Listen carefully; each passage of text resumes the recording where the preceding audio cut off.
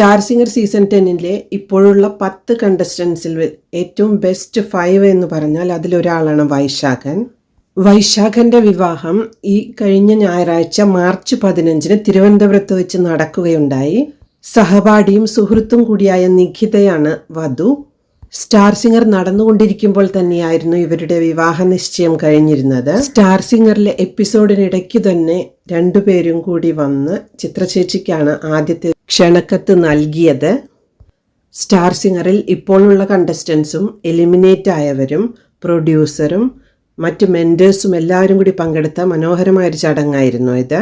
വൈശാഖന്റെയും നിഖിതയുടെയും haldi, sangeet, save the date എല്ലാ ഫോട്ടോകളും ഇതിനകം വൈറലാണ് സോഷ്യൽ മീഡിയയിൽ. രണ്ടുപേരുടെയും ചേർന്നുള്ള അതിമനോഹരമായ വിവാഹ ചിത്രങ്ങളും പുറത്തു വന്നിട്ടുണ്ട് ഇതിനോടകം.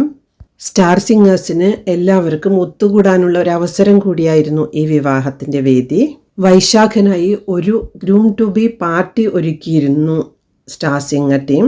ഏറെ നാളത്തെ പ്രണയത്തിനൊടുവിലാണ് ഇരുവരും വിവാഹിതരാവുന്നത് എന്ന പ്രത്യേകത കൂടിയുണ്ട്.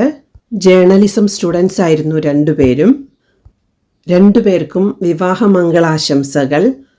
ഷോ അവസാനിക്കാൻ 2 മാസം മാത്രം ബാക്കി നിൽക്കുമ്പോൾ ധൃതി പിടിച്ച് എന്തിനായിരുന്നു വൈശാഖൻ ഈ വിവാഹം എന്ന് ചില പ്രേക്ഷകർ ചോദിക്കുന്നുണ്ട്.